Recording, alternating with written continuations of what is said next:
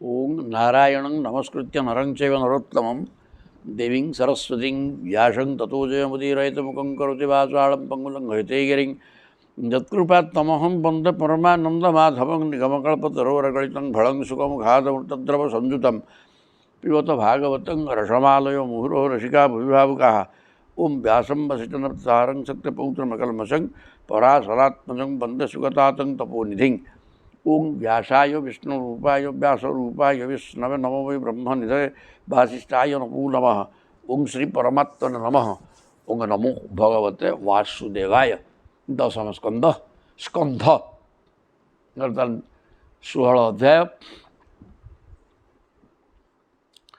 भगवान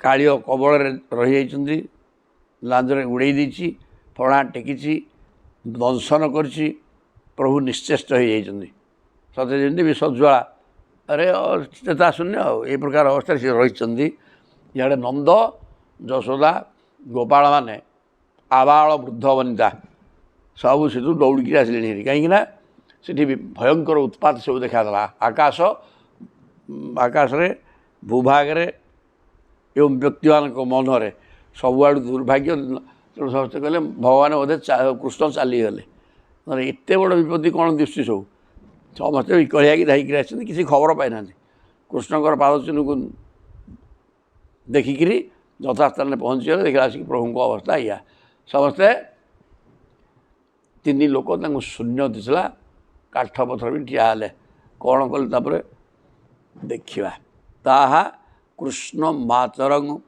अपत्य मनु प्रविष्टा तुल्य व्यथा समनुगृह्य शुच स्रवंत्य तास्ता व्रज प्रिय कथा कथयन्त्य आसन कृष्णानने हर्पितदृशो मृतक प्रतीका ताहा कृष्ण मातर माता यशोदा आदर पुओ पाखक चलीगली कालीर जगत को पशिगले ये बोपा लोपा ताहा कृष्णमातर अपत्यं अनुप्रविष्टा मो पुओटा देखिए पाड़ी भितर पशि सीठी मु रही चलनी पाख दौड़ी गली तो पलैला तुल्य व्यथा समनुगृह्य शुच स्रवंत्य अन्य माने कांदी कांदी आखिर लुह धार धार बही जाऊँगी यशोदा को लेकिन धरले विष पानी गुड़ाक पानी भितर पशिले सी जा कड़े के बाटर अच्छा तुम्हें किमी कौटी पशिक पलैब तेणु तुल्य व्यथा समस्त व्यथा सामान माँ जे अधिका माँटा को अधिका बाध्य तेरे ये प्रभुंपाई समस्ते भी माँ मातृतुल्य और समस्त व्यथा सामान तुल्य व्यथा समस्त समस्ते व्यथित अवस्था अच्छा कांदुंट यशोदा को धरी पकेले ताहा ताहा व्रज प्रिय कथा कथयन्त्य आसन समस्ते चाहि रही था श्रीकृष्ण मुख कमल को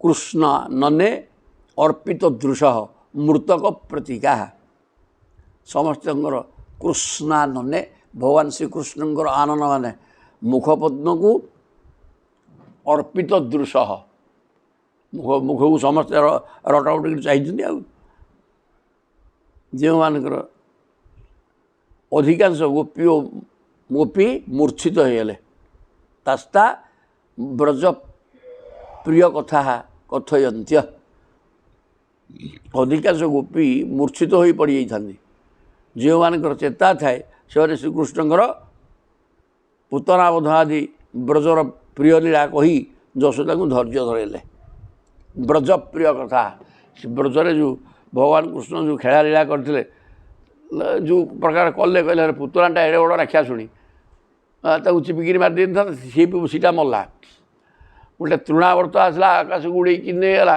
सी मल्ला प्रभुंर किसी क्षति तेणु सी छोटिया पिला चिंता कले सी हम बकासुर गोटे पाटी चिरिकी माइले अघासुर को माइले एड़े बड़ साप तापर बश्चासुर बाछुरी गोटे बसला माइले ଧେନୁକା ଗଧ ଅସୁର କେତେ କ'ଣ ସିଏ ମାରି ସାରିଲେଣି।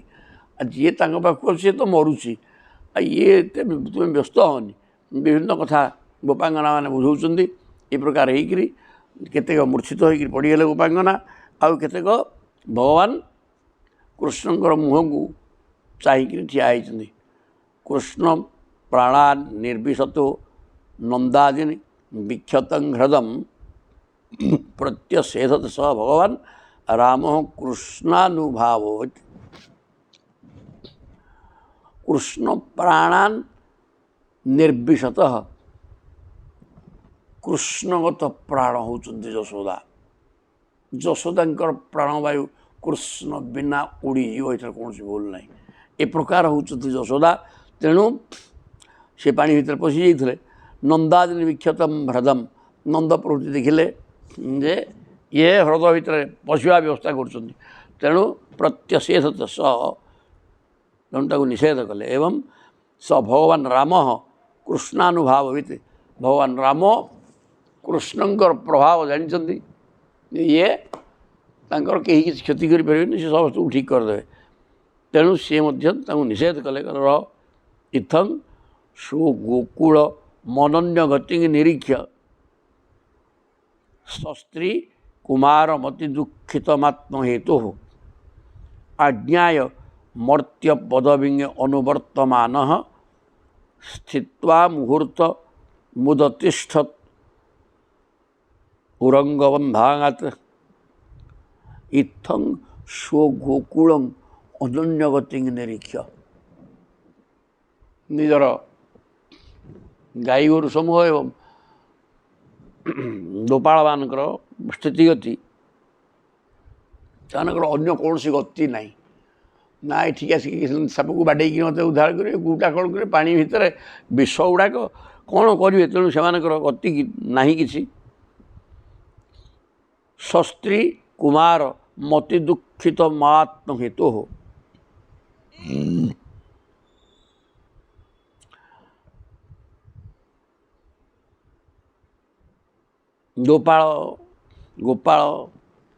ଗୋପାଙ୍ଗନା ମାନେ, ଇଆଡ଼େ ପିଲାମାନେ, ତାଙ୍କ ସମବୟସ୍କ ପିଲାମାନେ, କୁମାର ଅତି ଦୁଃଖିତ କୁମାରମ୍ ଷଷ୍ଠୀ କୁମାରମ୍ ଅତି ଦୁଃଖିତ ଆତ୍ମହେତୁ, ସମସ୍ତେ ଅତିମାତ୍ରାରେ ଦୁଃଖିତ ପ୍ରଭୁଙ୍କର ଏ ଅବସ୍ଥା ଦେଖିକିରି ଏକଥା ଭଗବାନ ବୁଝିଗଲେ। ଏମାନଙ୍କର ଆଉ କିଛି ଗତିମୁକ୍ତି କିଛି କରିବାର ନାହିଁ। ଆଜ୍ଞାୟ ମର୍ତ୍ୟ ପଦବି ଅନୁବର୍ତ୍ତମାନ,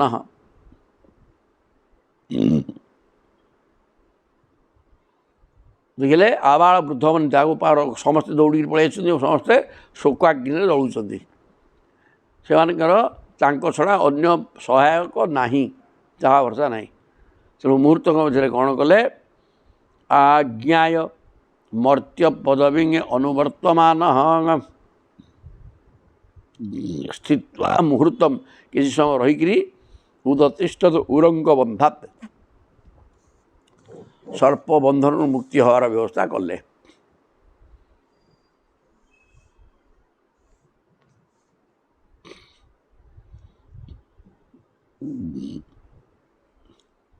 ତତ୍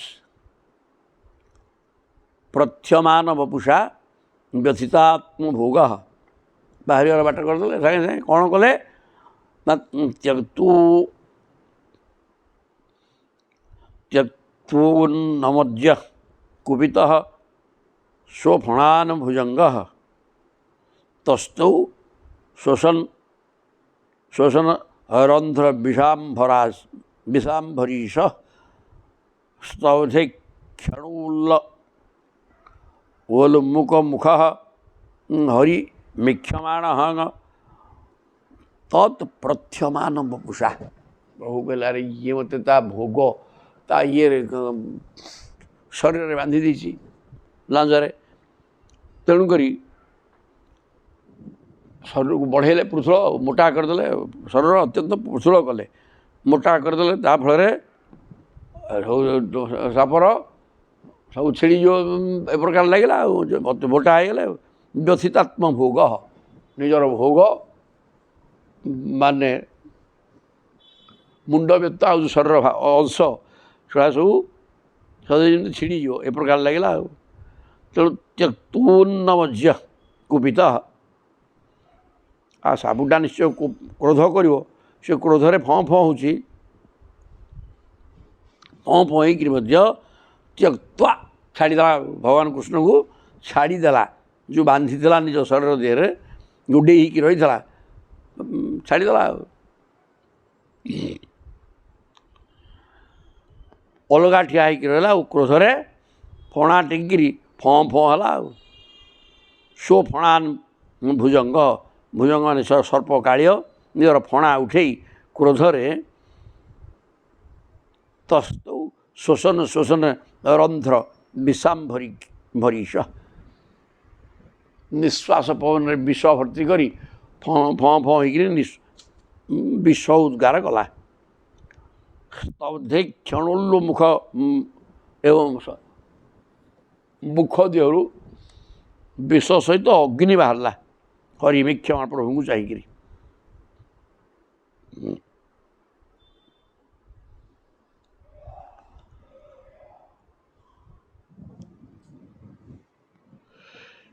ବିଷ ସହିତ ଅଗ୍ନିଶିଖା ମୁହଁରୁ ବାହାରିଲା, ଫୁ ଫୁ ଶବ୍ଦ କରିକିରି ପବନ ସହିତ ବିଷ ସବୁ ତ ବିଷ ବାହାରିଲା ଆଉ କ'ଣ।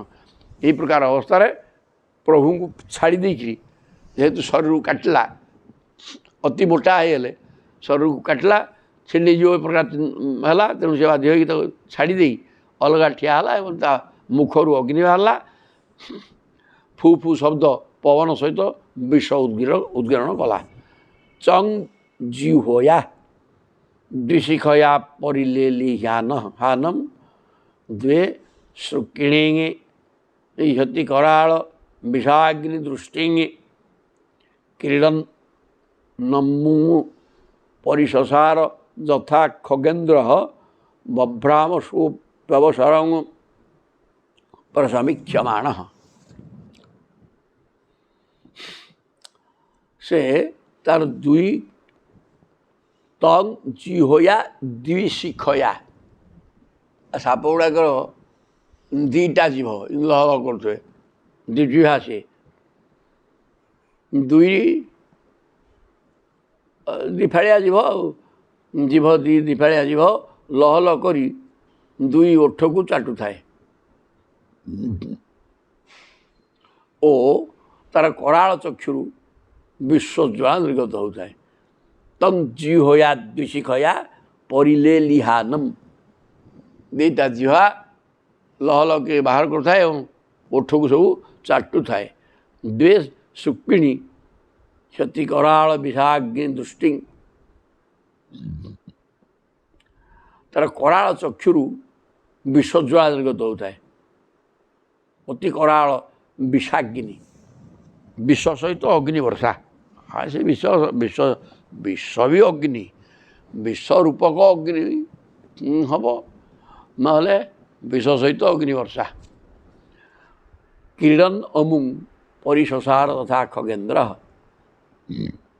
ଗରୁଡ଼ ଯେପରି ସର୍ପକୁ ଧରିବା ନିମନ୍ତେ ପଇଁତରା ମାରି ସୁଯୋଗ ଖୋଜେ, କ୍ରୀଡ଼ନ ଅମୁଂ ପରିଶସାର ତଥା ଖଗେନ୍ଦ୍ର, ଖଗେନ୍ଦ୍ର ଖଗ ମାନେ କ୍ଷେ ଗଛନ୍ତି ଯେତେ ଖଗାହା ପକ୍ଷୀ, ପକ୍ଷୀରାଜ ଗରୁଡ଼ ଯେମିତି ସାପକୁ ଧରିବା ପାଇଁ ପଇଁତରା ମାରେ ଏପଟ ସେପଟ ବୁଲେ, କେମିତି ଖାପକିନି ଧରିଦେବା, ସେମିତି ପ୍ରଭୁ ମଧ୍ୟ କାଳିଅ ନାଗ ଉପରକୁ ଉଠିବା ପାଇଁ ଫଣା ଉପରକୁ ଉଠିକି ନାଟ କରିବେ ନା, ତେଣୁ ଇଏ ମଧ୍ୟ ଛକିକିରି ରହିଲେ।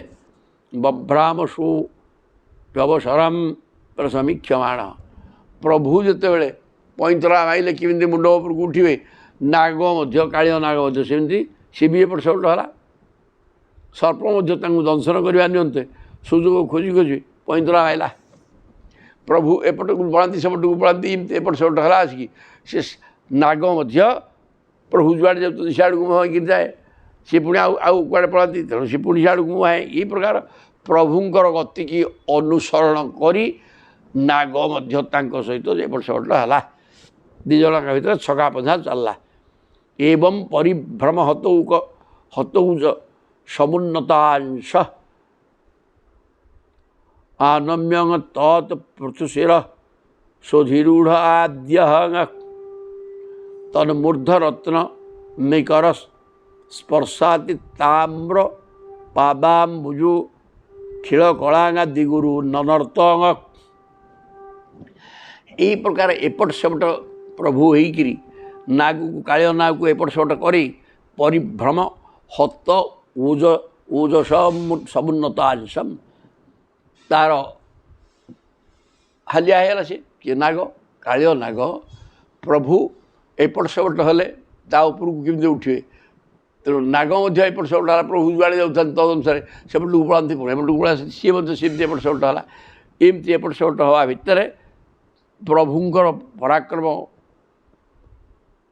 से तो हालिया हबार ना केवे किंतु नाग काल नाग हालिया होगला परिभ्रम हत ऊज तार ऊज माने बल पराक्रम बल क्षय होगला से जो मुंड टेकिक दूर दूर कर फणा टेकिक माड़ी आसला से फणाटा नईगला कहीं हालिया होगला।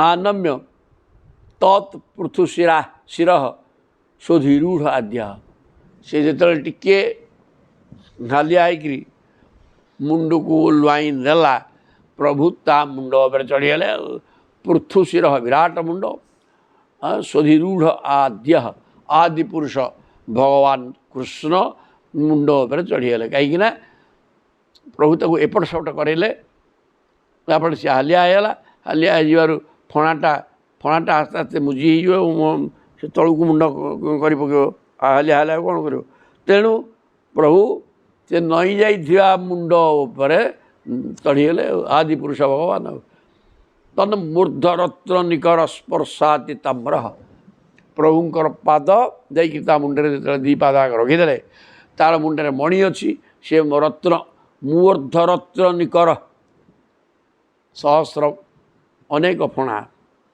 मुंडरे बहुत लाल रंगर मणि था से सब मणिर स्पर्श प्रभुंकर लाल लाल कोमल पाद दुईटी आहरी अधिक नालिया होगला स्पर्शाति ताम्र अति ताम्र तंबाड़िया वर्ण आ तंबाड़ियाटा ईषत रक्त वर्ण पादाम्बुज अखिल कलागा आदि गुरु नरत तेणु पाद पद्म दुईटा काली नागर फणा रखार तार फणार रक्तवर्णर मणि संपर्क प्रभुंकर पाद पद्म तंबाड़िया वर्ण होगला एवं आदि गुरु प्रभु हेले कौन कृष्ण वंदे जगत गुरु आदि गुरु भगवान कृष्ण तापर ननर्त नाटक करवा आरंभ करदे तंग नर्तुंग उद्यतमवेक्ष तदा तदीय गंधर्व सिद्ध सुरचारण देवबद्ध प्रीत्या मृदंग पणबांगा नकवाद्य गीत पुष्पोपहार नृति सहसुंग पशेदुंग तंग नर्तुम उद्यतम अवेक्ष प्रभु नृत्य करवा आरंभ करदे एक था देखिकी प्रभुंकर सेवक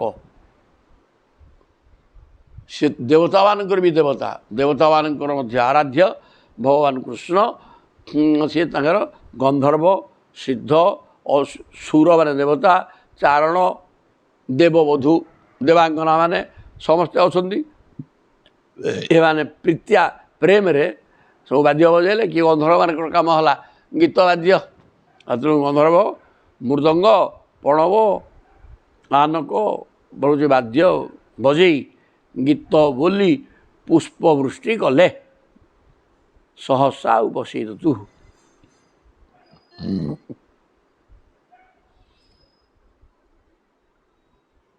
सहसा उपसेदतु प्रभु को पाखक पलि आसे देवता मैंने कि पाखक केमती आसे ना सी पानी भर जुआड़ था सी तो आकाश गति करें तेणु आकाश मार्ग देकर प्रभु पाखक आसिक सब उपहार सब देले फूल फूल आनिक फिंगिले जज्जत शिरो न नमतेंग ସତେଇକ ଶୀର୍ଷ ଇଏ 100 ଫଣା 107 ପୁଣି 1 ପରା 101 ଫଣା ନାଗ ମହାଶୟଙ୍କର 101 ଫଣା ଯଦ୍ଯତ୍ ଶିର ନ ନମତେଙ୍ଗ ସତେଇକ ଶୀର୍ଷ ତତ୍ତତ୍ ମମର୍ଦ ଖରଦଣ୍ଡ ଧରୁଙ୍ଗ୍ରିପାତିହିଙ୍ଗି କ୍ଷଣାୟୁଷ ଭ୍ରମତ ଉଲ୍ଲୋଣ ମାସ୍ୟତୁସ୍ରଗ ନହ ନଷ୍ଟୁ ବମନ ପରମ କସ୍ମଳ ମାପ ନାଗ ଇଏ କାଳିଆ ନାଗ ପୁଣି ହେଲା କ'ଣ ଯଦ୍ଯତ୍ ଶିର ନ ନମତେ ଗୋଟେ 101 ଫଣା ଗୋଟିଏ ଫଣାରେ ପ୍ରଭୁ ନାଟ କଲେ ସେ ଫଣା କ'ଣ ହେଲା ନା ନଇଁ ଯାଉଥାଏ ରକ୍ତ ବାହାରି ପଡ଼ୁଥାଏ ତେଣୁ ଆଉ ଗୋଟେ ଫଣା ନାଟକ ଯେଉଁ ଫଣା ଉପରକୁ ଟେକିକି ରଖିଥିଲା ତତ୍ତତ୍ ଯଦ୍ଯତ୍ ଶିରୋ ନ ନମତେ ପ୍ରଭୁ ଦେଖିଲେ ଯେଉଁ ମନୁଟା ଫଣାଟା ନଇଁଗଲାଣି ତାପରେ ଆଉ ନାଟକ କଲେନି ଯେଉଁ ଫଣାଟା ଉପରକୁ ଟେକି ହେଇକି ରହିଛି ପୁଣି ଯାଇକି ତାପରେ ନାଟକ କଲେ ଏଇ ପ୍ରକାର କରିକିରି ସମସ୍ତ ଫଣାକୁ ନୁଆଇଁ ଦେଲେ 101 ଫଣା ତତ୍ତତ୍ ମମର୍ଦ ଖରଦଣ୍ଡ ଧର ସବୁ ଫଣାକୁ ଯେଉଁ ଫଣାଟା ଦବିଗଲା ତାକୁ ଛାଡ଼ି ଦେଇ ଯେଉଁ ଫଣା ଉନ୍ନତ ହୋଇକିରି ଟେକିକିରି ମୁଣ୍ଡ ଧରିଥିଲା ସେ ଫଣା ଉପରେ ଚଢ଼ିକି ନାଟକ କରିବା ଆରମ୍ଭ କରିଦେଲେ ତା ଫଳରେ ନାଗର ଜୀବନୀ ଶକ୍ତି କ୍ଷୀଣ ହୋଇଗଲା ମାନେ ଜୀବନୀ ଶକ୍ତି ବଞ୍ଚିବାର ବ୍ୟବସ୍ଥା କମି କମି ଆସିଲା ଆଉ ପ୍ରବଳ ହାଲିଆ ହେଇଗଲା ଇଆଡ଼େ ବାନ୍ତି ଗଲାଣି ରକ୍ତ ଏ ପ୍ରକାର ହେଇକିରି ତାର ଜୀବନୀ ଶକ୍ତି କ୍ଷୀଣ ହେଇଗଲା ବୋଲେ ମରିଯିବି ଆଉ କ୍ଷୀଣାୟୁଷ ଭ୍ରମତ ଉଲ୍ଲୋଣ ମାସ୍ୟତୁ ଆୟୁଷ କ୍ଷୀଣ ହେଇଗଲା ଡୋଳା ଟଳଟଳ ହେଇକି ଲେଉଟେଇ ଦେଇକି ଟଳଟଳ କଲା ଇଆଡ଼େ ପାଟିରୁ ରକ୍ତ ବାହାରିଲା ଅଶ୍ରକ ମାନେ ରକ୍ତ ଆସ୍ୟତ୍ ମାନେ ମୁହଁରୁ ରକ୍ତ ବାହାରିଲା ତୁ ବମାନ ରକ୍ତ ବାନ୍ତି କରି ପରମ କସ୍ମଳଙ୍ଗାପ ନାଗ କାଳିଅ ନାଗ ଅତ୍ୟନ୍ତ କଷ୍ଟ ପାଇଲା ପ୍ରଭୁ ହେଉଛନ୍ତି ବିଶ୍ୱରୂପ ସମସ୍ତ ବିଶ୍ୱ ତାଙ୍କର ରୂପ ତେଣୁ ସମଗ୍ର ବିଶ୍ୱର ଓଜନ ଯେତିକି ପ୍ରଭୁଙ୍କର ତାଙ୍କ ଶରୀର ଭିତରେ ସମଗ୍ର ବିଶ୍ୱ ଅଛି ତ ତେଣୁ ସମଗ୍ର ବିଶ୍ୱର ଓଜନ ହେଉଛନ୍ତି ପ୍ରଭୁଙ୍କର ଓଜନ ଆଉ ଫଣାରେ ନାଟକରେ ସେ ଫଣା ରହିବ ତେଣୁ ବାନ୍ତି କରିକି ରକ୍ତ କାଳିଅ ନାଗ ଅତ୍ୟନ୍ତ ଦୁର୍ବଳ ହେଇଗଲା ଜୀବନ ଯାଉଛି ଆସୁଛି ସତେ ବାହାରିକି ପଳାଇବ ଏ ପ୍ରକାର ସ୍ଥିତି ତାର ଆସିଗଲା ଅତ୍ୟନ୍ତ ହାଲିଆ ହେଇଗଲା ଫଣା ସବୁ ଦୁର୍ବଳ ହେଇଗଲା ଜୀବନୀ ଶକ୍ତି ନଷ୍ଟ ହୋଇଯିବ ତଚ୍ଚିତ୍ର ତାଣ୍ଡବ ବିରୁଗ୍ମ ଫଣାତ ପତ୍ର ରକ୍ତ ମୁଖେଇ ରୁଭମନ ନୃପଭଗ୍ନ ଗାତ୍ର ଶ୍ରୁତ୍ୱାଗା କରା ଚରାଚର ଗୁରୁ ପୁରୁଷମ ପୁରାଣମ ନାରାୟଣଂ ତମରଣଂ ମନସା ଜଗାମ ନାରାୟଣଂ ତମରଣଂ ମନସା ଜଗାମ କ'ଣ କଲା ନା ତତ୍ ଚିତ୍ର ତାଣ୍ଡବ ବିରୁଗ୍ମ ଫଣାତ ପତ୍ର ଫଣା ରୂପକ ହାତପତ୍ର ମାନେ ଛତ୍ର ଛାଇ ଭଳିଆ ଫଣାକୁ ଟେକିକି ରଖିଥିଲା ସେ ଫଣା ଗୁଡ଼ାକ କ'ଣ ହେଲା ତତ୍ ଚିତ୍ର ବିଚିତ୍ର ତାଣ୍ଡବ ନୃତ୍ୟ ପ୍ରଭୁ କରିଲେ କରିବା ଫଳରେ ସବୁ ଫଣା ରୁଗ୍ଣ ହେଇଗଲା ବା ଭାଙ୍ଗିଗଲା ମାନେ ତାର ଯେଉଁ ଦମ୍ ଥିଲା ଟେକିକି ରଖିବା ନାଟକ କରିବା ଫଳରେ ସେଗୁଡ଼ାକ ମାଂସପେଶୀ ସବୁ ଦୁର୍ବଳ ହେଇଗଲା ଲଇଁଗଲା ଆଉ ଯଦ୍ଯତ୍ ସମୁନ୍ନବତୀ ଆଉ ଯେଉଁ ଫଣାଟାକୁ ସେ ଟେକି ପକାଉଥାଏ ଟିକେ ଜୋର ଅଛି ନାଗ ରାଗ ଅଧିକା ନା ଫଁ ଫଁ ହେଉଛି ରାଗିକିରି ଆଉ ଜଣେ ଯେଉଁଟା ଦବିଗଲାଣି ତାକୁ ଟେକି ପାରୁନଥିଲା ଯେଉଁଟା ନ ଦବିଛି ତାକୁ ଟେକି ପକେଇକିରି ପୁଣି ଫଁ ଫଁ ହେଲା ଆଉ ତେଣୁ ଯଦ୍ଯତ୍ ସମୁନ୍ନବତୀ ନିଃଶ୍ୱାସତୁ ରୁଷୋଚ୍ଚୈଃ କ୍ରୋଧରେ ପାଚି ଯାଇଛି ସାପଗୁଡ଼ା ରାଗିବା କଥା ତାଙ୍କ ରାଗ ହେଲା ଏକମାତ୍ର ପାଠ ତେଣୁ କ୍ରୋଧରେ ରାଗି ଅତ୍ୟନ୍ତ କ୍ରୋଧାନ୍ୱିତ ହୋଇକିରି ସୁ ଶବ୍ଦ କରିକିରି ନିଶ୍ୱାସ ଛାଡ଼ିକିରି ଯେଉଁ ଫଣାଟା ଟିକେ ଦମ ଅଛି ତାକୁ ଉପରକୁ ଗୋଟେ ମାନେ ଶକ୍ତି ସାମର୍ଥ୍ୟ ଅଛି ତାକୁ ଟେକିକିରି ରଖିଲା ଫୁ ହେଲା ଆଉ କ'ଣ ତା ଉପରକୁ ପ୍ରଭୁ ଚଢ଼ିକି ନାଟ କଲେ ନୃତ୍ୟନ ପଦାନୁନମୟନ୍ ଦୟାମ୍ ବହୁଭୁବ ଯେଉଁ ଫଣାଟି ଉପରକୁ ଉଠେଇଲା ଭଗବାନ କୃଷ୍ଣ ନାଚି ନାଚି ସେଇ ଫଣାଟିକି ପୁଣି ତଳକୁ ଦବେଇ ଦେଲେ। ସେତେବେଳେ କ'ଣ ହେଲା? ନୃତ୍ୟନ ପୁଷ୍ପୈଃ ପ୍ରପୂଜିତ ଇବେହ ପୁମାନ୍ ପୁରାଣ। ସେତେବେଳେ ପୁରାଣ ପୁରୁଷୋତ୍ତମ ଭଗବାନ ଶ୍ରୀକୃଷ୍ଣଙ୍କ ପାଦରେ ରକ୍ତବିନ୍ଦୁ ଲାଗି ଯାଉଥାଏ। ସେହି ରକ୍ତବିନ୍ଦୁମାନ ଦେଖି ମନେ ହେଉଥାଏ ରକ୍ତ ପୁଷ୍ପ ଉପହାର ଦେଇ ଭଗବାନଙ୍କ ପାଦକୁ ପୂଜା କରୁଛି କି ପୁଷ୍ପୈ ପ୍ରପୂଜିତ ଇବ ପୁମାନ୍ ପୁରାଣ। ପୁରାଣ ପୁରୁଷ ଭଗବାନ ଶ୍ରୀକୃଷ୍ଣଙ୍କୁ ରକ୍ତ ତାଙ୍କ ପାଦରେ ବି ଲାଗିଯାଉଥାଏ। ରକ୍ତ ଏବଂ ସେ ରକ୍ତ ଲାଗିଯିବାଟାକୁ ପ୍ରଭୁ କହୁଛନ୍ତି ନାହିଁ, ରକ୍ତ ଲାଗୁନଥିଲା ଯେ ସତେ ଯେମିତି କାଳିଅ ନାଗ ରକ୍ତ ପୁଷ୍ପ ଦେଇକରି ପାଦ ପଦ୍ମଙ୍କୁ ପୂଜା କରୁଥିଲା ଭଳିଆ ଲାଗୁଥିଲା।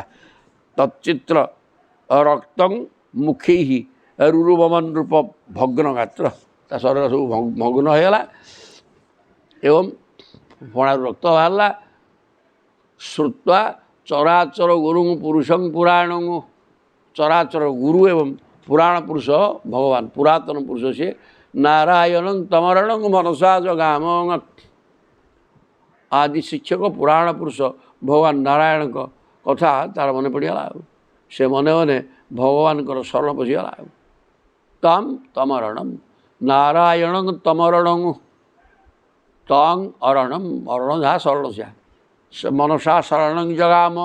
କହିଲେ ହେ ପ୍ରଭୁ ଶ୍ରୀମନ୍ନାରାୟଣ ମୋତେ ରକ୍ଷା କର। ତେଣୁ ସେ ବୁଝିଗଲା ଇଏ ଯାଚ୍ଛାତା ପୁରୁଷ ନୁହଁ। ଯଦି ଅନ୍ୟ କିଏ ଦେବତା ହେଇଥାନ୍ତା ସେ ବି ଏଠି ଜାଣିଥିଲେ ସେଇ ହେଇଥାନ୍ତା। ଇଏ ପୁରାଣ ପୁରୁଷ ଭଗବାନ ସ୍ୱୟଂ ନାରାୟଣ ଇଏରେ ବାପା। ତେଣୁ ତାଙ୍କର କିଛି ହେଉନି, ଓଲଟି ମୋତେ ମୋର ସର୍ବନାଶ ହେଇସାରିଲାଣି। ତେଣୁ ତାଙ୍କର ଶରଣ ପଶିଗଲା ମନେ ମନେ ସେଠି। କୃଷ୍ଣସ୍ୟ ଗର୍ଭ ଜଗତୁ ଅତିଭରାବସନ୍ନ ପାସ୍ନି ପ୍ରହାର ପରିରୁଗ୍ମ ଫଣାତ ପତ୍ରଂ ଦୃଷ୍ଟ୍ୱା ହି ମାଦ୍ୟମୁପସେଦୁ ଅମୁଷ୍ୟ ପତ୍ନ୍ୟ ଆର୍ତ୍ତାଗା ସଥତ ବସନ ଭୂଷଣ କେଶବନ୍ଧା। କୃଷ୍ଣସ୍ୟ ଗର୍ଭ ଜଗତ, ଭଗବାନ କୃଷ୍ଣଙ୍କର ଗର୍ଭରେ ଚତୁର୍ଦ୍ଦଶ ବ୍ରହ୍ମାଣ୍ଡ ରହିଛି। ସେ ହେଲେ ବିଶ୍ୱରୂପ, ବିରାଟ ରୂପ। ତେଣୁ ବିଶ୍ୱକାୟ, ତେଣୁ ତାଙ୍କ ଶରୀର ଭିତରେ ଚତୁର୍ଦ୍ଦଶ ବ୍ରହ୍ମାଣ୍ଡ ରହିଛି। ତେଣୁ ସେ କେତେ ଓଜନ ହୋଇଥିବେ? ଅତିତରାଂ ଅବସନ୍ନ। ତେଣୁ ଆରେ ଚତୁର୍ଦ୍ଦଶ ବ୍ରହ୍ମାଣ୍ଡକୁ ମୁଣ୍ଡେଇବା ଆଉ କିଏ? ସେ ଆଉ ଭଗବାନ ବୋଲି ତାଙ୍କର ସେ ତାଙ୍କ ଶରୀରରେ ସେ ରଖିଛନ୍ତି। ତେଣୁ ସିଏ ସାପକୁ ଉଠିଏ କାଳିଆ ନାଗ ତାକୁ ପାରିବ 101 ଫଣା ନାଟ କରିକି ତାକୁ ସବୁ ଅତି ଭରାବସନ୍ନ, ଅତ୍ୟନ୍ତ ଭାର ଦ୍ୱାରା ଶରୀର ତା'ର ଅବସନ୍ନ ହେଲା, କ୍ଷୀଣ ହେଇଗଲା। ବଳ ପାସ୍ନି ପ୍ରହାର, ପାଦ ପ୍ରହାର ଦ୍ୱାରା ପରିରୁଗ୍ମ ଫଣାତ ପତ୍ରମ୍, ସବୁ ଫଣା ରୂପକ ଛତ୍ର ଛତା ଭଳିଆ ଟିକି ରଖିଥିଲା ଆଉ ଦବିଗଲା। ତଥା ଦବିଗଲା ଫଣା ସବୁ। ଦୃଷ୍ଟ୍ୱା ଅହିଂ ଆଦ୍ୟଂ ଉପସେଦୁ ଅମୁଷ୍ୟ ପତ୍ନୀ। କାଳିଅ ନାଗର ଇ ଅବସ୍ଥା ଦେଖିକିରି ତାର ପତ୍ନୀମାନେ, ତାର କାଳିଅ ନାଗର ପତ୍ନୀ ଗୁଡ଼ାକ ଆର୍ତ୍ତାହା, ସେମାନେ ପୀଡ଼ିତ ହେଇଗଲେ। ପୀଡ଼ିତା ହେଇକିରି ସତତ ବସନା, ବସଣ ଭୂଷଣ କୁଆଡ଼େ ଖସି ଯାଉଛି। କେଶ ବାନ୍ଧିଥିଲେ ସବୁ ଖସି ପଡ଼ିଛି। ଏ ପ୍ରକାର ଅବସ୍ଥାରେ ବିକଳ ହୋଇକିରି କାଳିଅ ନାଗର ପତ୍ନୀମାନେ ଧାଇଁଲେ। ଆଉ ମୁହଁରୁ ରକ୍ତ ବାହାରିଲାଣି, ସବୁ ଫଣା ନମିତ ହେଇଗଲାଣି, ଉପରକୁ ଟେକିବାର ସାମର୍ଥ୍ୟ ନାହିଁ, ସେ ରୁଗ୍ନ ହେଇଗଲାଣି କାଳିଅ ନାଗ। ଏହି ପ୍ରକାର ଅବସ୍ଥା ଦେଖିକିରି ପତ୍ନୀମାନେ ବିକଳିଆ ହେଇକିରି ଦୌଡ଼ିଲେ, ଯାହାଫଳରେ ତାଙ୍କର ବସନ ଭୂଷଣ ମାନେ ଅଳଙ୍କାର ପତ୍ର, ଶରୀରରେ କେଶ ଚୁଟି ବାନ୍ଧିଥିଲେ ଖୋସା ଫିଟିଗଲାଣି। ଏ ପ୍ରକାର ବିକଳିଆ ଅବସ୍ଥା ହେଇକି ଧାଇଁଲେ। ତାହା ତଂ ସୁବିଘ୍ନ ମନସୂଥ ପୁରସ୍କୃତାର୍ଭା କାୟଂ ନିଧାୟ ଭୁବି ଭୂତପତି ପ୍ରଣେମୁଃ ସାଧ୍ୟ କୃତାଞ୍ଜଳି ପୁଟା ସମଳସ୍ୟ ମର୍ତ୍ତୁଃ ମୁଖ୍ୟେ मुख्य शव शरणदंग शरणम प्रपन्ना कालिया नागर पत्नी माने कौन कले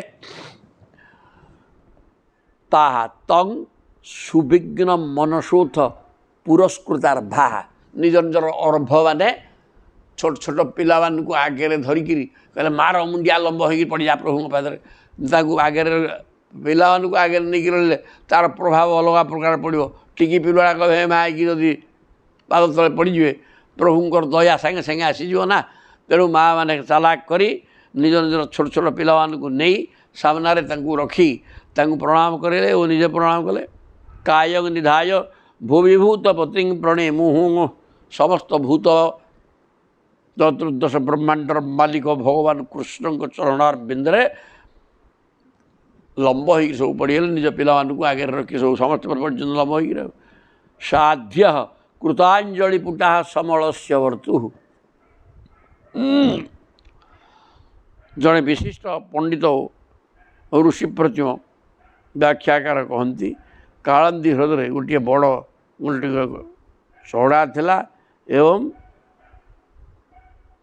नागपत्नी माने से चढ़ार रही भगवान को प्रणाम प्रार्थना करते गोटे बालीर कूद आउ कौन नदी कालंदी ह्रद ता भर गोटे एमाने आसिक लंब हो पड़े पिला ठिया पानी उपर कौन ठिया करे पानी उपर से ठिया हो पारे नाग ता भर उड़ीकी रही ठिया हे तेज से कौन से जड़े टीकाकार कहते गोटे बालीर बालुका प्रांतर अल्प छोटिया एरियाटे थिला तारी उपरे नागपत्नी और पिला माने प्रणाम कले प्रभु को हई जाऊ पत्नी तेरे साध्य कृतांजलि पुटा समल से वर्तु श्रीकृष्ण को भूमिष्ठ प्रणाम कले प्रभु को शरणागत वस्त्र बोली जानी मुख्य शव किमिति कालिया को मुक्ति करेंगे कथा चिंता करी शरणदम शरणम प्रपन्ना प्रभु हेले समस्त को शरण देवार व्यक्ति से सर्वाश्रय समस्त आश्रय अच्छा सी हेले आश्रय समस्ते आश्रित एवं समस्त को शरण देवार क्षमता प्रभुंकर अच्छी कथा अनुभव करी नागपत्नी माने निजर शिशु मानू छोट छोट पिला मानू सामने रखी समस्ते प्रणाम कले गोटिया प्रभु को शरण पशिगले है कौन से नागपत्नी उच्चु नागपत्नी कहते न्यायो ही दंड कृत कील विशेषमिन तबावतार खल निग्रहाय रिपो सुतानांगपि तुल्य ध्रुवष्टे धस्ये दमम फलमेवानुशंसने कहले न्याय ही दंड आप जहाँ कर सब ठीक कहीं नाग दंड्य ये दंड पाइबा योग्य से आपको चिन्ह न पारिकी आपन कष्ट देछि कालिया नाग आमर स्वामी ये पत्नी मैंने कहते नागपत्नी मैंने तेणु आपण जहाँ कर दंड पाइबार योग्य कालिया नाग आमर दंड पाइबार योग्य से कृतकृष्मी स्विन बर्तमान आपण प्रति सी खराब आचरण कर सी दंड योग्य तेणु दंडो असतांग कर्म साप तबावतार खल निग्रहाय आपण तो ये अवतार नहीं कृष्णावतार होती कहीं ये प्रकार दुर्जन मानू निग्रह करने मानकर दुष्ट प्रकृति की हटेवाई दुर्जन मानू विनाश करने दुष्ट प्रकृति की हटे देवाई आपण अवतार नहीं तेणु आपण ये दुष्ट को आपण को सी असद व्यवहार कला तेणु दुष्टा को आप दंड देले यहाँ किसी भूल हुए ठीक रिपो सुतानांगपि तुल्य दृष्टे है आपण दृष्टि तो शत्रु मित्र कौन सी भेदभाव ना तेणु आपण जहाँ को दंड दियंती से दंड मध्य ता पापर प्रायश्चित करने निमंते तथा तार परम कल्याण निमंते सुजोग दियंती। शत्रु मित्र भाव आपण पाखे नहीं है कालिया नाग जदि भी शत्रु है ता पिला तो आपंकर शत्रु नुहति ना तेणु ता पिला प्रति आप दया निश्चय हम तुल्य दृष्टि आपंकर दृष्टि है आप समभावापन्न एवं समस्त समदृष्टि देखती शत्रु मित्र भाव आपंकर ना सी खराब आचरण कला दंड पाइला ता प्रति आपंकर भल खराब भाव रहा कि रही कारण आप समभावापन्न धत्से दमम फलमेवा नुशंसन तार परम कल्याण निमंते सुजोग दियंती प्रायश्चित करने सुजोग दियंती तेणु आपण विनाश करतुनि प्रायश्चित करने सुजोग प्रदान करूँ आपण समभावापन्न शत्रुमित्र समान दृष्टि देखती आ बर्तमान जहाँ ये दंड पाइबार योग्य थिला तेणु आप दंड देले आपण कृष्ण अवतार नहीं केवल दुर्जन मानकर खल प्रकृति की विनाश करने खल मान विनाश कर प्रकृति की विनाश करें से आप अवतार नहीं किंतु आप तो दृष्टि आप समभावापन्न शत्रु मित्र को समदृष्टि देखती तेणु तार पिला माने बर्तमान कांदी बोईकि कि कलबल होचुनी आम स्त्री आउ ये प्रकार अवस्था धत्से दमम फल मेवानुशंसन तेणु आपण प्रायश्चित करने को सुजोग दिंतु आ कालिया को विनाश न कर बंचई दिंतु अनुग्रह्यम भवतः कृतुहीनो दंडो असतांते खलु कलमशाप जद दंतशुकत्व ममुष्य देहिन क्रोधोपिते अनुग्रह एव सम्मत अनुग्रह अयम भवतः कृतः आपण कालिया नाग उपर अनुग्रह कर आम मान विशेष अनुग्रह कर आपणकर कृपा प्रसाद कारण आपण जो दुष्ट मान को दंड दियंती ता द्वारा से सकल पाप नष्ट हो जाए आपण आम परिवार उपर दया कर अनुग्रह कर कहीं दंड असतांते खलु कलमशाप असज्जन को दंड दवा द्वारा आपण जो दुष्ट मान को दंड दियंती ता द्वारा से सकल पाप नष्ट हो जाए कालिया नागर पाप था ना कलमशाप दंड असता असज्जन मान को आप दंड दियंती से दंड द्वारा तार समस्त पाप नष्ट हो जाए जत दंत सुखत्वमुष्य देहिना आपण स्वामी अपराधी से कौन सी संदेह नहीं आपण स्वामी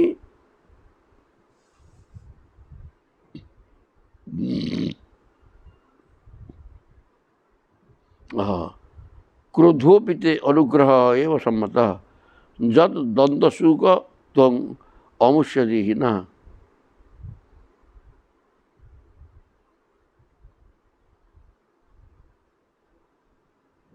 आपण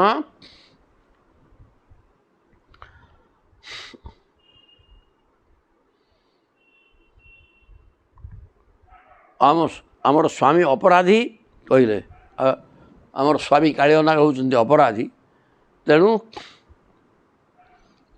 से यदि अपराधी नथान्ते ताले क्रोधोपिते ताले से ये नागकूल जन्म होता अनेक दोष अच्छी अपराध थिबा पाप कर्म थिबा हेतु नागकूल से जन्म होती तेणु आम निष्कपट हृदय आपणकर ही क्रोध को अनुग्रह क्रोधोपिते अनुग्रह एवं सम्मत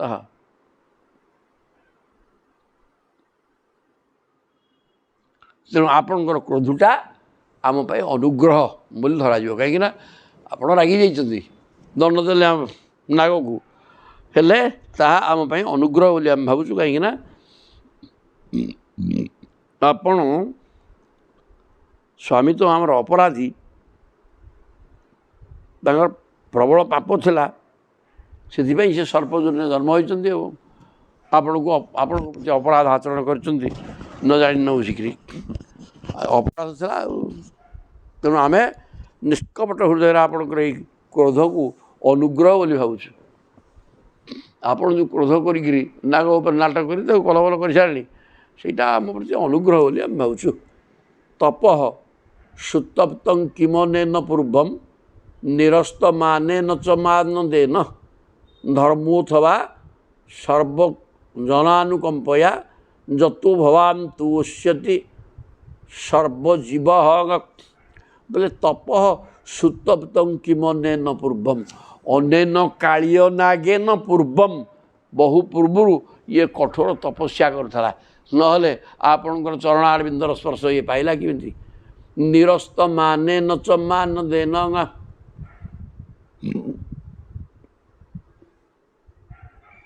କିମ୍ବା ସର୍ବଜୀବଙ୍କୁ ଦୟାକରି ଇଏ ବହୁ ଧର୍ମ ଅର୍ଜନ କରିଥିଲା। ନିରସ୍ତ ମାନେନ ଚ ମାନନ୍ଦେନ,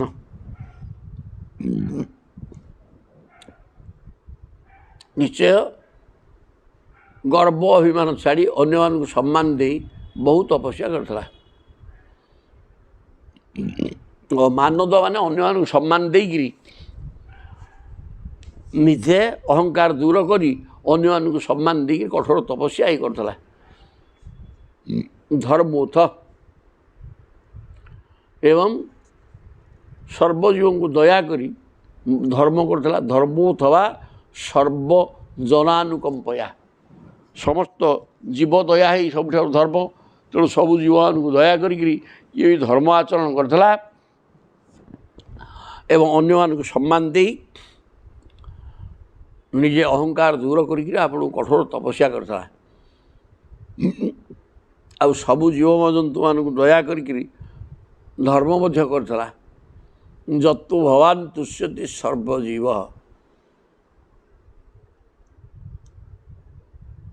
ତେଣୁକରି ଆପଣ ଯେତେବେଳେ ଖୁସି ହେଇଗଲେ ସମସ୍ତ ଜୀବଜଗତ ଖୁସି ହେଇଗଲା ବୋଲି ଆମେ ଧରି ନେବୁ। ଆପଣ ଏହାଙ୍କ ଉପରେ ସନ୍ତୁଷ୍ଟ ହେଲେ।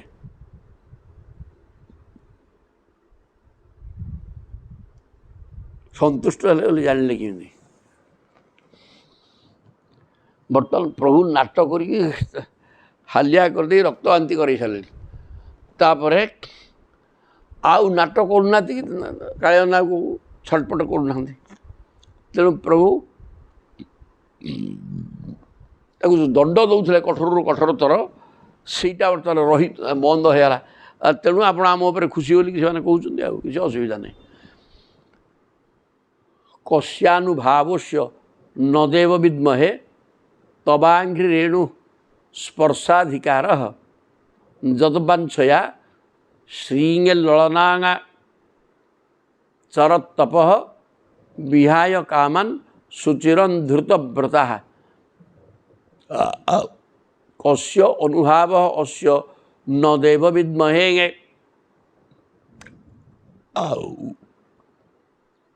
କହିଲେ ହେ ଭଗବାନ, ଇଏ ଯେଉଁ ଆପଣଙ୍କର ଚରଣ କମଳ ଧୂଳି ସ୍ପର୍ଶ କରିବାକୁ ଯୋଗ୍ୟ ହେଲେ, ଏହା କେଉଁ ସାଧନାର ଫଳ ତା ଆମେ ବୁଝିପାରୁନୁ। କସ୍ୟାନୁଭାବ ଅସ୍ୟ ନ ଦେବ ବିଦ୍ମହେ, ତାଙ୍କର କ'ଣ ସାଧନା ଥିଲା ଆମେ ଜାଣିପାରୁନୁ।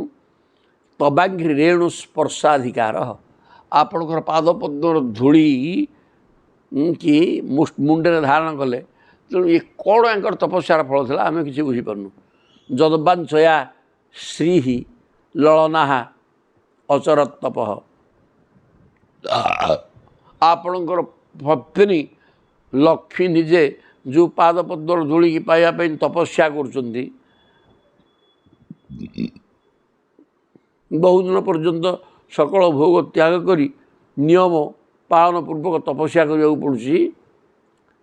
ବିହାୟ କାମାନ୍ ସୁଚିରନ୍ଧୃତ ବ୍ରତା, ଦୀର୍ଘଦିନ ପର୍ଯ୍ୟନ୍ତ ବ୍ରତରେ ଆଚରଣ କରିକିରି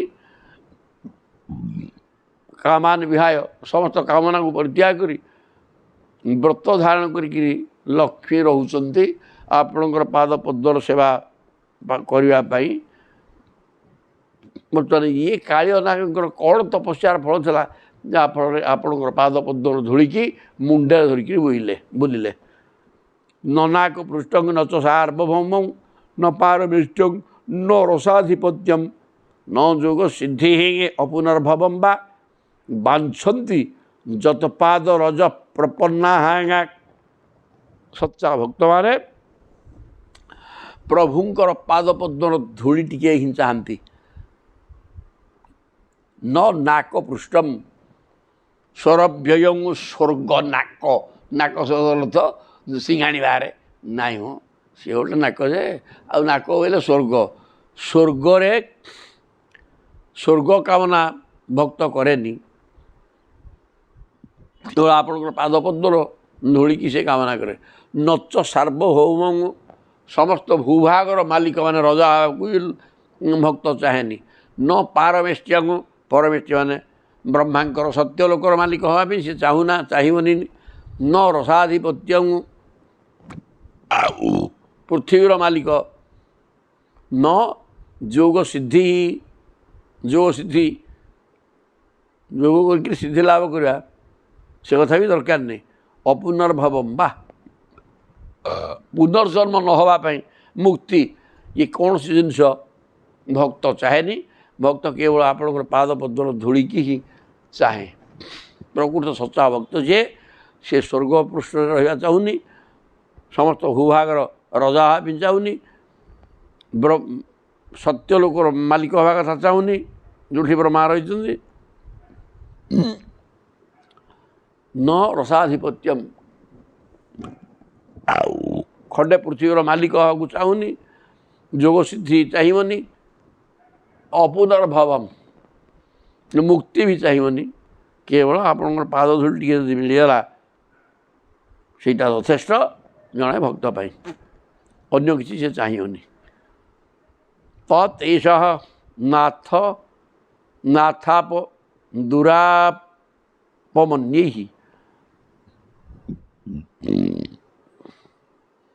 ତମୋଜନିଃ କ୍ରୋଧବଶୋऽପ୍ୟହିଷଃ ସଂସାର ଚକ୍ରେ ଭ୍ରମତଃ ଶରୀରିଣଃ ଯଦିଚ୍ଛତଃ ସ୍ୟାତ୍।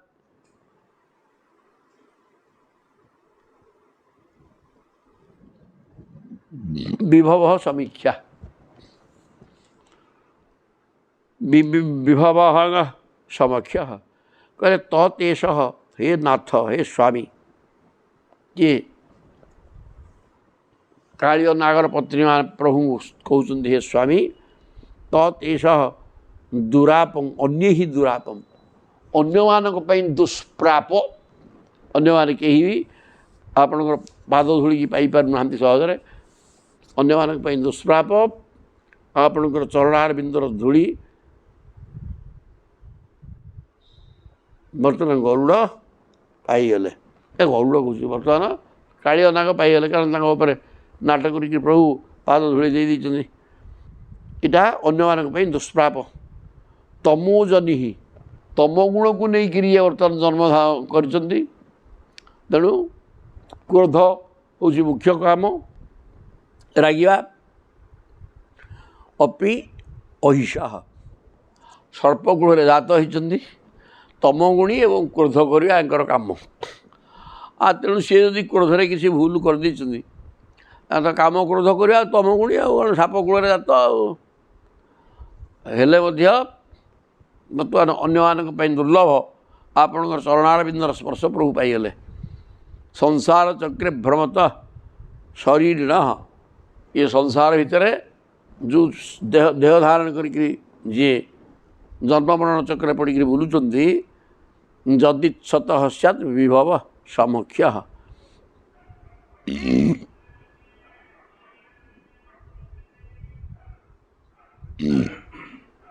ଯାହାଙ୍କୁ ଆପଣଙ୍କର ସେଇ ପରମ ପବିତ୍ର ଚରଣ ରଜ ମିଳିଗଲା।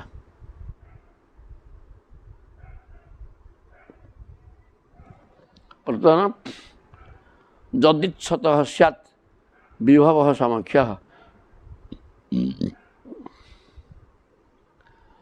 ये तमगुण संपन्न सर्पकूल जात क्रोध करने काम अन्य दुष्प्राप आपणकर चरणारविंद स्पर्श ये पाई हे प्रभु तेणु देह धारण कर संसार चक्र जन्म मरण चक्र पड़ भ्रमण करुवा मनुष्य गुड़ाक सब जीव जगत जत इच्छत सैत् विभव समक्ष यहाँ को आपणकर से परम पवित्र चरण रज मिलगला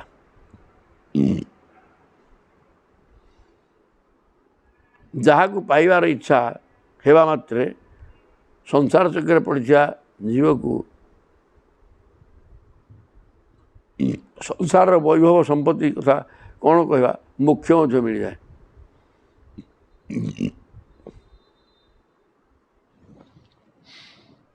भगवान को चरणारविंदर पाद धूली चरणारविंदर धूली की पाइबा को इच्छा कले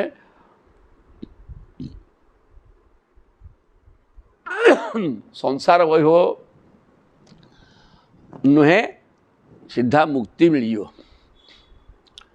ये तो बर्तमान से पाद धूली पाईगले नमस्तुभ्यं भगवते पुरुषाय महात्मने भूतावासाय भूताय पराय परमात्मने तेणु हे भगवान आपको नमस्कार आप पुराण पुरुष महापुरुष परमात्मा भूतावासाय समस्त भूत जीव जगत आपण भितर रही भूताय पराय परमात्मने बहु पदार्थ रूप विद्यमान समस्त भूत माने चतुर्दश ब्रह्मांडर समस्त जीवजंतु आपण भितर रही भूत मान वासस्थान भूताय पराय परमात्मा परमात्मा परम पुरुष एवं समस्त भूत मान आश्रय भूत मान रहा स्थान ज्ञान विज्ञान निधये ब्रह्मणे अनंत शक्त है अगुणाय अविकाराय नमस्ते प्राकृताय च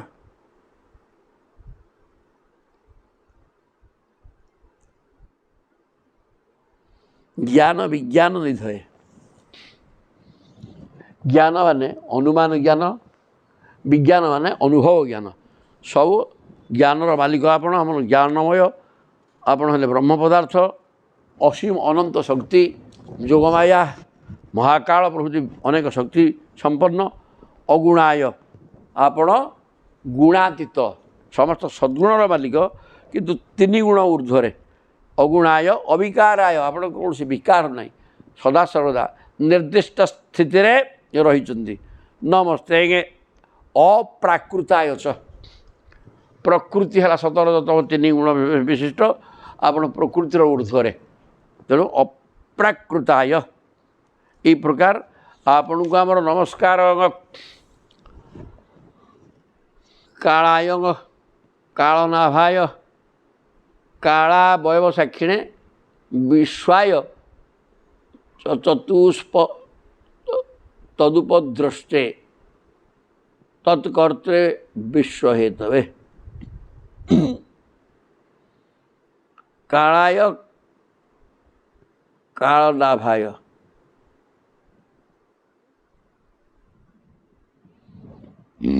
कालाय कालनाभाय आपण होउछन्ति प्रकृति रे क्षोभ उत्पन्न करुवा महाकाल पुणी आपण ही सही काल शक्तिर आश्रय आपण ही महाकाल एवं कालर आश्रय आपण काला वयव साक्षी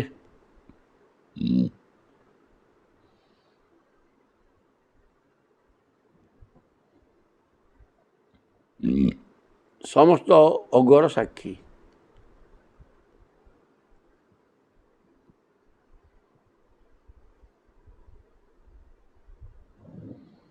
आपण हेले महाकाल महाकाल होउछन्ति आपणकर अवयव काल नाभाय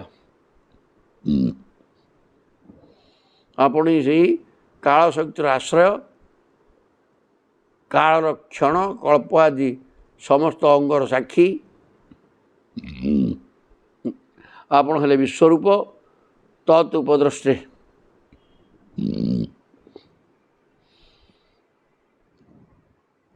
ତତ୍ ରୂପଦ୍ରଷ୍ଟେ ବିଶ୍ୱରୂପ ହୋଇ ମଧ୍ୟ ବିଶ୍ୱରୁ ଅଲଗା। ତତ୍ କର୍ତ୍ରେ ବିଶ୍ୱ ହେତବେ ଆପଣ ବିଶ୍ୱକୁ ନିର୍ମାଣ କରୁଥିବା ନିମିତ୍ତ କାରଣ ଅଟନ୍ତି।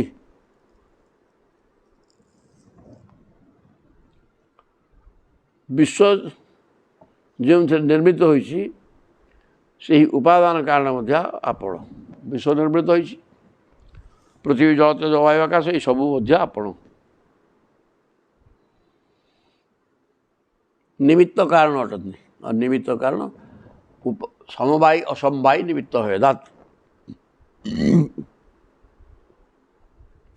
ସମବାୟୀ କାରଣ ଅସମବାୟୀ କାରଣ ନିମିତ୍ତ କାରଣ। ସଂସାରର ନିମିତ୍ତ କାରଣ ଆପଣ। କାରଣ ଆପଣ ହିଁ ସଂସାରକୁ ଗଢ଼ିଛନ୍ତି। ଏବଂ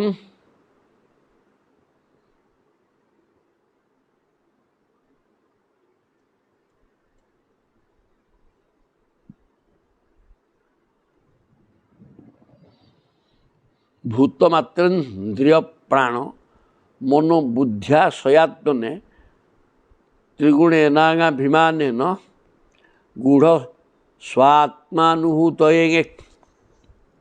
କହିଲେ ହେ ପ୍ରଭୁ, ପାଞ୍ଚ ଭୂତ ସେମାନଙ୍କର ବିଭିନ୍ନ, ପୃଥିବୀ ଜଳ ତେଜ ବାୟୁ ଆକାଶ ଏ ପାଞ୍ଚ ଭୂତ, ତାର ତନ୍ମାତ୍ର ହେଲା ଶବ୍ଦ ସ୍ପର୍ଶ ରୂପ ରସ ଗନ୍ଧ, ସକଳ ଇନ୍ଦ୍ରିୟ ପ୍ରାଣ ମନୋ ବୁଦ୍ଧି।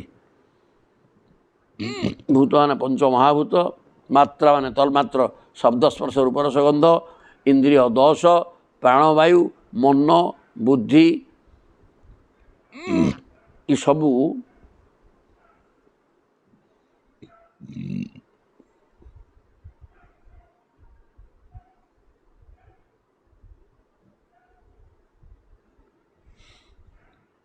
ମନ ବୁଦ୍ଧି ପାଞ୍ଚ ମହାଭୂତ, ପୃଥିବୀ ଜଳ ତେଜ ବାୟୁ ଆକାଶ, ପାଞ୍ଚ ତନ୍ମାତ୍ର ଶବ୍ଦ ସ୍ପର୍ଶ ରୂପ ରସ ଗନ୍ଧ, 10 ଇନ୍ଦ୍ରିୟ ପ୍ରାଣ ଜ୍ଞାନେନ୍ଦ୍ରିୟ 5, କର୍ମେନ୍ଦ୍ରିୟ 5, ପ୍ରାଣ ବାୟୁ ମନ ବୁଦ୍ଧି ଏ ସବୁ ତ୍ରିଗୁଣେନାଭିମାନେନ ଗୂଢ଼ ସ୍ୱାତ୍ମାନୁଭୂତ। ଏଇସବୁ ହେଉଛି ଏକମାତ୍ର ଆପଣ। ଏସବୁ ଗୁଡ଼ାକ ଆପଣ। ତ୍ରିଗୁଣ ଏବଂ ଅହଙ୍କାରରେ ଜୀବ ବାନ୍ଧି ହୋଇଯିବାରୁ ତାର ଜ୍ଞାନ ମାୟା ଦ୍ୱାରା ଆଚ୍ଛାଦିତ ହେଇଯାଉଛି। ତେଣୁ ସେ ଆପଣଙ୍କୁ ନିଜର ଆତ୍ମସ୍ୱରୂପରେ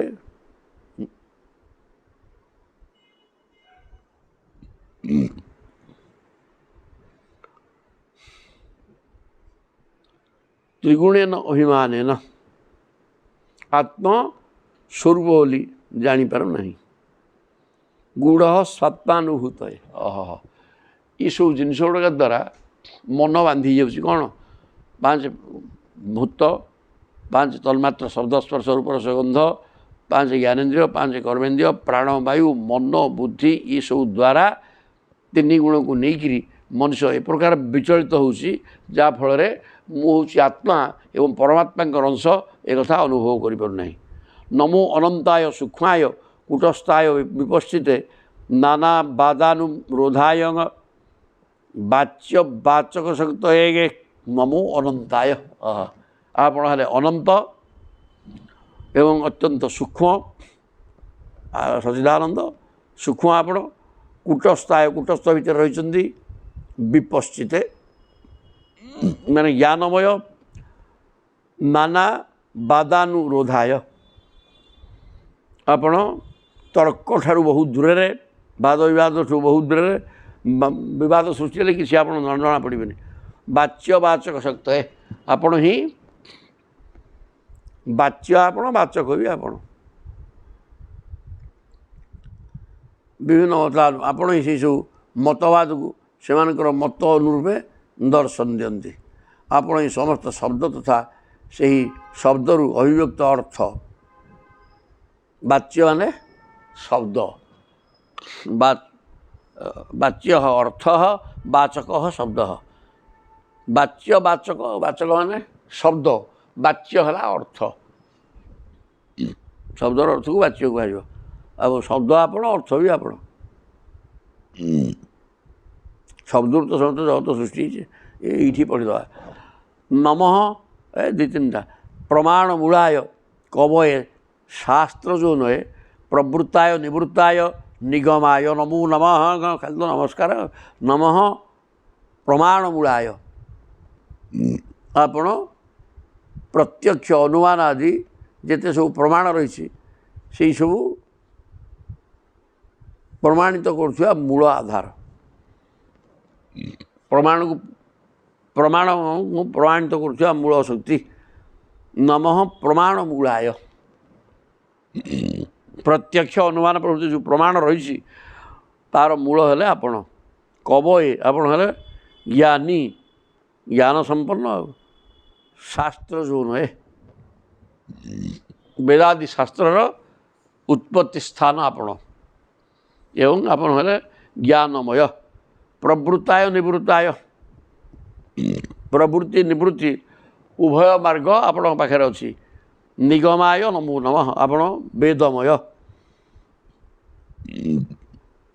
ପ୍ରବୃତ୍ତି ମାର୍ଗ ଏବଂ ଆପଣ ହିଁ ନିବୃତ୍ତି ମାର୍ଗ ସବୁ ତ ଆପଣ ଆଉ ନମଃ କୃଷ୍ଣାୟ ରାମାୟ ବସୁଦେବ ସୁତାୟ ଚ ପ୍ରଦ୍ୟୁମ୍ନାୟ ନିରୁଦ୍ଧାୟ ସାତ୍ୱତଂ ନମଃ ଆପଣ ହେଲେ କୃଷ୍ଣ ଆପଣ ରାମ ମାନେ ବଳରାମ ଆପଣ ବସୁଦେବ ନନ୍ଦନ ବସୁଦେବ ସୁତାୟ ବସୁଦେବ ନନ୍ଦନ ମଧ୍ୟ ଆପଣ ପ୍ରଦ୍ୟୁମ୍ନ ଆପଣ ଅନିରୁଦ୍ଧ ମଧ୍ୟ ଆପଣ ସାତ୍ୱତାଂ ପତୟନ ଆପଣ ହେଲେ ସାତ୍ୱତାଂ ପତି ଯଦୁବଂଶର ମାଲିକ ତେଣୁ ଆପଣଙ୍କୁ ନମସ୍କାର ନମୋ ଗୁଣ ପ୍ରଦୀପାୟ ଗୁଣାତ୍ସାଧନାୟ ଚ ଗୁଣ ବୃତ୍ତ୍ୟୁପଲକ୍ଷାୟ ଗୁଣ ଦ୍ରଷ୍ଟେ ସୁସମ୍ବିଦେଗେ ଆପଣ ହେଲେ ଗୁଣ ପ୍ରଦୀପାୟ ଗୁଣ ପ୍ରଦୀପ ମାନେ ସମସ୍ତ ସଦ୍ଗୁଣର ଆପଣ ଆଧାର ମାଲିକ ଅନ୍ତଃକରଣ ତାହାର ବୃତ୍ତିମାନଙ୍କର ପ୍ରକାଶକ ସେମାନଙ୍କ ଦ୍ୱାରା ଆପଣ ନିଜକୁ ଆଚ୍ଛାଦିତ କରି ରଖିଛନ୍ତି ସେଇ ଅନ୍ତଃକରଣ ବୃତ୍ତିମାନଙ୍କ ଦ୍ୱାରା ହିଁ ଆପଣଙ୍କର ସ୍ୱରୂପର କିଛି କିଛି ସଂକେତ ମିଳେ ଆପଣ ହେଉଛନ୍ତି ସେଇ ସବୁ ଗୁଣ ଓ ଗୁଣବୃତ୍ତିମାନଙ୍କର ସାକ୍ଷୀ ତଥା ସ୍ୱୟଂ ଜ୍ୟୋତି ଆମେ ଆପଣଙ୍କୁ ପ୍ରଣାମ କରୁଛୁ ମମ ଗୁଣ ପ୍ରଦୀପାୟ ପ୍ରଦୀପ କ'ଣ କରେ ଅନ୍ଧକାରକୁ ଦୂର କରିକିରି ପ୍ରକାଶ କରେ ଜିନିଷକୁ ସବୁ ତେଣୁ ଆପଣ ଗୁଣକୁ ପ୍ରକାଶ କରନ୍ତି ଯେତେ ସଦ୍ଗୁଣ ସବୁ ଆପଣଙ୍କ ପାଖରେ ଅଛି ଗୁଣର ପ୍ରକାଶକ ଆପଣ ଗୁଣ ଗୁଣାତ୍ସାଧନାୟ ଚ ଏବଂ ଅବତାର ନେଲା ବେଳେ ତିନି ଗୁଣକୁ ନେଇକରି ନିଜକୁ ଗୋପନୀୟ ତିନି ଗୁଣକୁ ନେଇକରି ଯେଉଁ ମାୟା ସେ ମାୟା ଦ୍ୱାରା ନିଜକୁ ଗୋପନୀୟ ରଖନ୍ତି ଗୁଣ ପ୍ରକାଶକ ଆପଣ ଏବଂ ଗୁଣ ମାଧ୍ୟମରେ ଆପଣ ଅନନ୍ତ ଶକ୍ତି ସମ୍ପନ୍ନ ଭଗବାନ ଯେ ଭଗବତ୍ତାକୁ ଲୁଚେଇକିରି ରଖନ୍ତି ଗୁଣ ବୃତ୍ତ୍ୟୁପଲକ୍ଷାୟ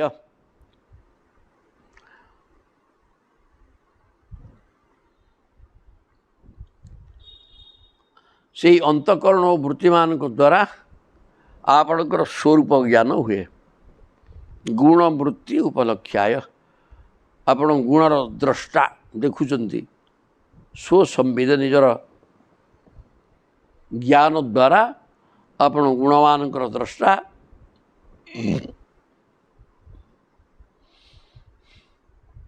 ଏବଂ ଆପଣଙ୍କର ସ୍ୱରୂପକୁ ଚିହ୍ନିବାକୁ ହେଲେ ଗୁଣବୃତ୍ତି ଉପଲକ୍ଷାୟ ଅନ୍ତଃକରଣ ବୃତ୍ତିମାନଙ୍କ ଦ୍ୱାରା ଆପଣଙ୍କର ସ୍ୱରୂପର କିଛି କିଛି ସଂକେତ ମିଳେ ଆଉ ଗୁଣବୃତ୍ତିକି ନେଇକିରି ଆପଣ ପ୍ରକାଶିତ ହୁଅନ୍ତି ଆଉ ଗୁଣକୁ ପ୍ରକାଶ ଆପଣ କରନ୍ତି ଏବଂ ତିନି ଗୁଣ ବା ମାୟା ଦ୍ୱାରା ଆପଣ ନିଜକୁ ମଧ୍ୟ ନିଜର ଭଗବତ୍ତାକୁ ଲୁଚେଇକି ରଖନ୍ତି। ଗୁଣବୃତ୍ତି ଉପଲକ୍ଷାୟ, ଗୁଣବୃତ୍ତି ଦ୍ୱାରା ଆପଣ ଅନୁଭବ ହୁଅନ୍ତି ଏବଂ ସବୁ ଗୁଣର ଦ୍ରଷ୍ଟା ଆପଣ ହେଲେ ଜ୍ଞାନମୟ। ଏଠି ରହନ୍ତୁ, ତାପରେ ଦେଖିବା ଇଏ 47 ଚାଲିବେ।